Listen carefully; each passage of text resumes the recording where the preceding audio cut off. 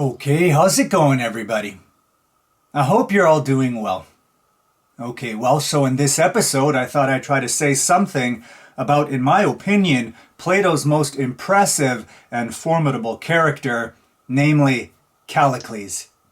Callicles from Plato's dialogue called the Gorgias.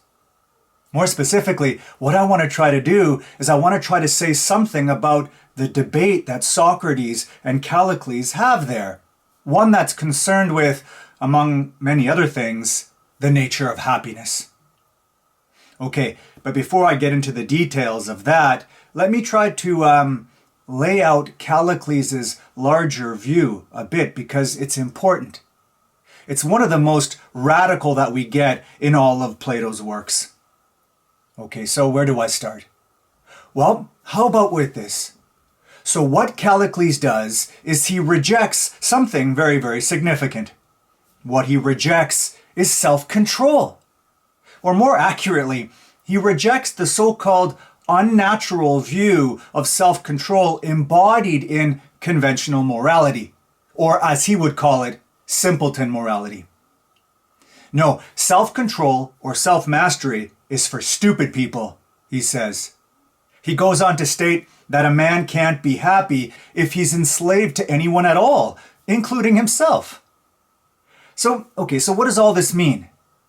Well, you see, Callicles basically sees most people as anemic. Most people are anemic in the sense that they restrict or they abstain from their desires, and so they don't achieve what is for him a good and full human life. Most people are soft, and they're cowards, he says, and therefore they're pretty much insignificant in their lives. Now, Callicles thinks that because most people lack courage and are too afraid to satisfy their grand ideals and their big desires, what they do is this. What they do is they invent and abide by a conventional morality that champions the very opposite, namely humility and desire restriction. In other words, according to Callicles, because the majority of people are overwhelmed by large desires or just incapable of fulfilling them, what they do is they invent bogus virtues like temperance and self-control, and then they praise them, and then they applaud desire-restricted or ascetic accounts of happiness instead. Actually, what Callicles sees in the mainstream population is in effect nothing but weakness and fear and resentment. That's to say, for him, what such desire-restricting virtues are, the so-called virtues like temperance and self-control, what they are merely symptoms of sickliness. They're evidence of, as he says, the lack of manhood of their convention-bound inventors. So ultimately then, the happiness of the many, according to Callicles, is but a substitute desired by the weak who are incapable of achieving that state whereby one has cast off all unnatural constraints and given free rein to one's desires. A state, of course, which they too would prefer if only they had the strength and the courage to attain it. Actually, before I move on, I should mention that we see some echo of Callicles' view in the later 19th century German philosopher Nietzsche, at least in very broad strokes. You see, Nietzsche famously, of course, talks about what he calls the Übermensch, his superior and ideal being, you might say. And he compares this to what he takes to be the opposite type of individual, namely the last man, a class which he thinks the majority of modern people belong to. So according to Nietzsche, the last man does not seek an active life, but a secure and a comfortable one. He's content to lead a life of passive acquiescence, and he wants to avoid pain at all costs. He has few preferences and no big desires. As one commentator put it, he is, in effect, apathetically neutral. So much like Callicles does for the common person, Nietzsche sees in this form of life, in the person of the last man, signs of weakness and resignation and resentment. And actually, now that I think about it, there's someone else who holds a similar sort of view too. And this is the fictional character from Dostoevsky's great novel, Crime and Punishment, the infamous Raskolnikov. So if you've read that novel, you know that Raskolnikov decides to murder the old lady because he's attracted to this idea of an exceptional individual. Someone that we can think of along the lines of an Ubermensch or Superman. Someone who, because of his exceptionality, feels he has the right to overstep the boundaries established by society in order to go on to create greater things.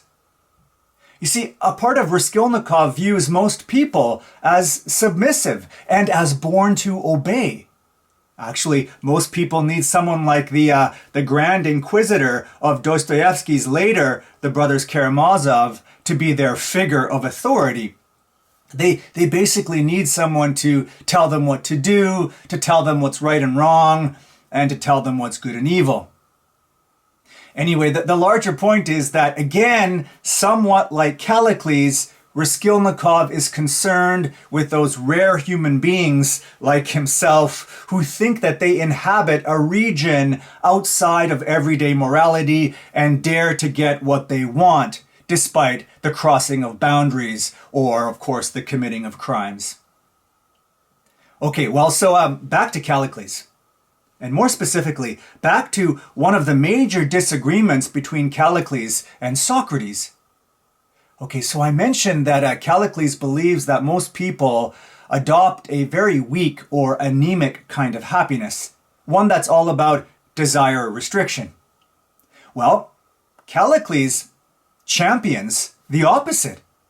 What he holds is a desire fulfillment conception of happiness.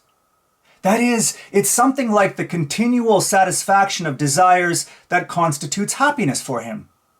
He claims that leading the happy life consists in having many desires and letting them grow as strong as possible and then being able to satisfy them.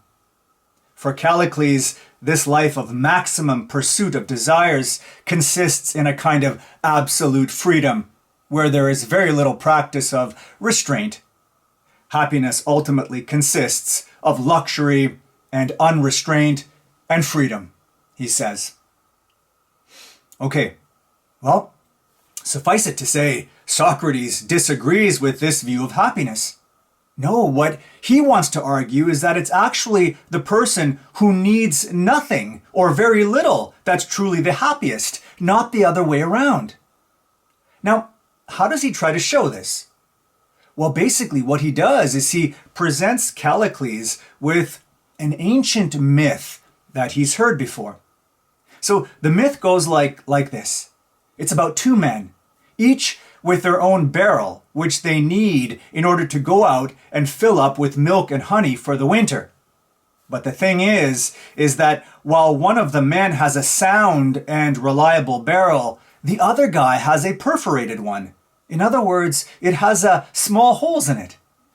Well, what happens, Socrates says, is that the man with the sound barrel goes out and fills up and then takes it home and relaxes because he knows that he has everything he needs for the winter. But the second guy, the guy with the perforated barrel, well, because his barrel is leaky, he's forced to constantly fill it or else it gets empty. So he lives a kind of Sisyphean existence. So Socrates then asks Callicles which life he would prefer. In other words, who has the happier life? The first guy with the sound barrel or the second guy with the leaky barrel?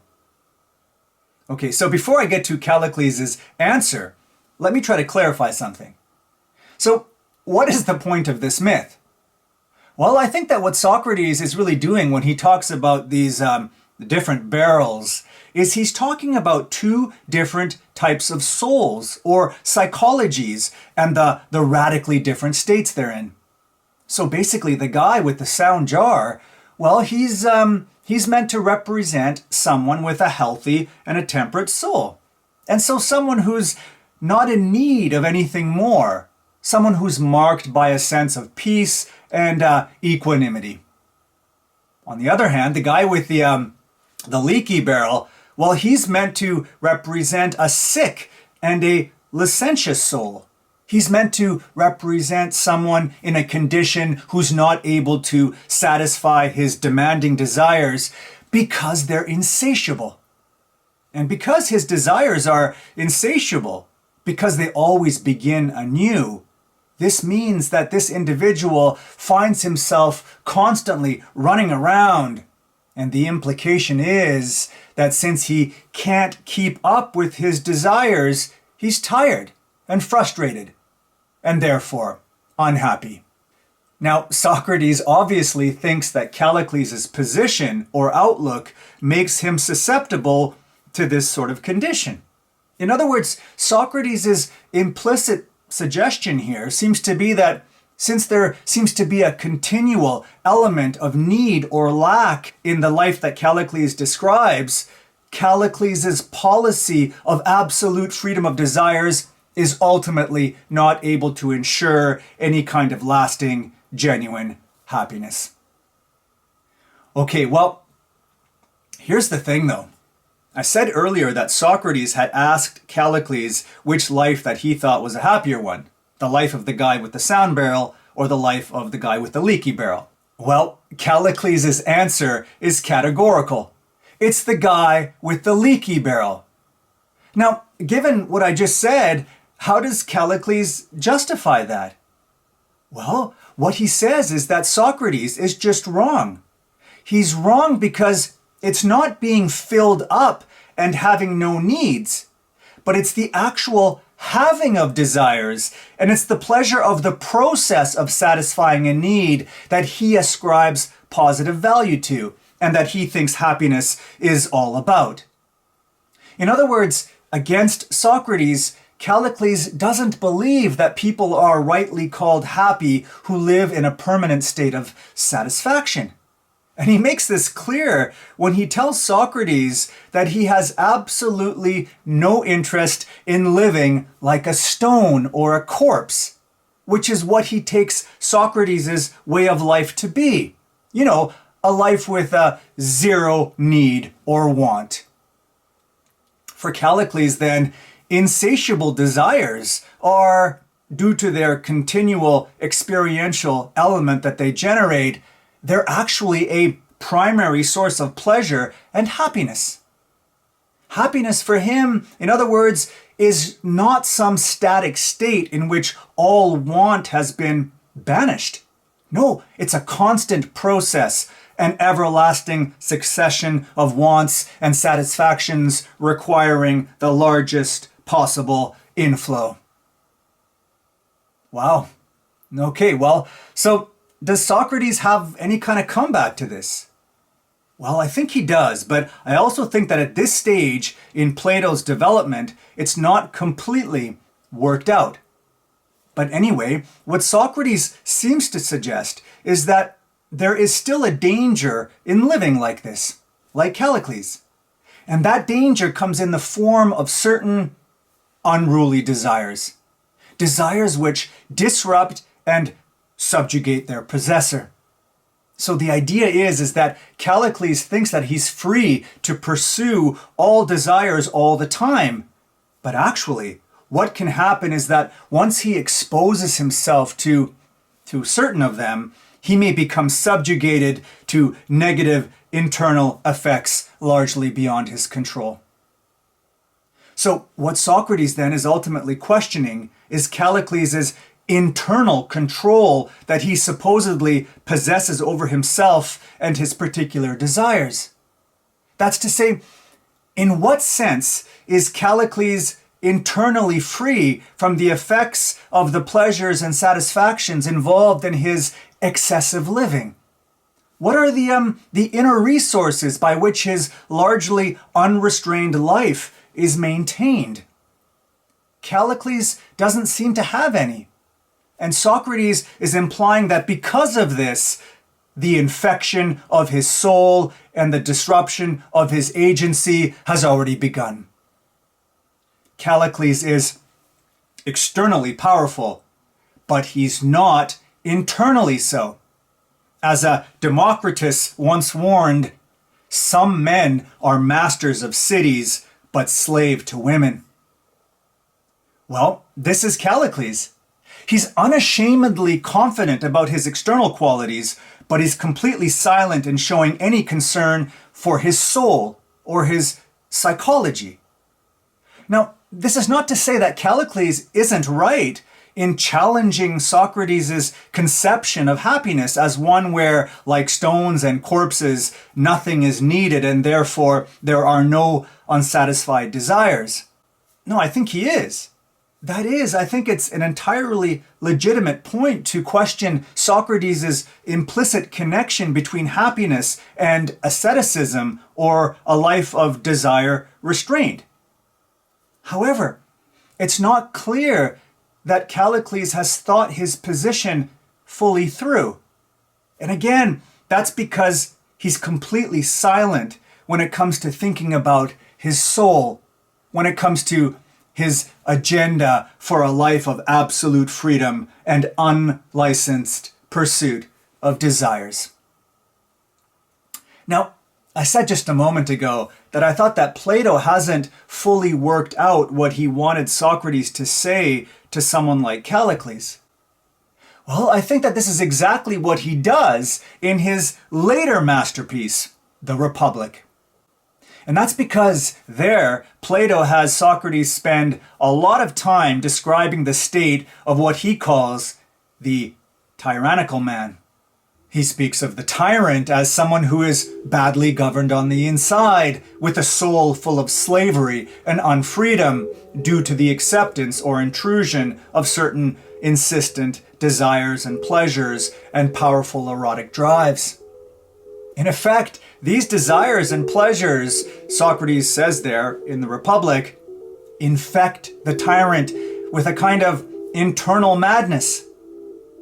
The larger point is that in the Republic, Plato does have Socrates enter into an extremely detailed discussion of complex psychological material. And as every reader of Plato knows, the upshot of all of this is the development of the famous tripartite or harmonious soul. Now, surely all of this recalls some of what I just talked about Socrates' warning to Callicles. I wonder if Callicles had been privy to Socrates' discussion later in the Republic, if he would have taken Socrates' counsel and recommendation a bit more seriously. Bye for now.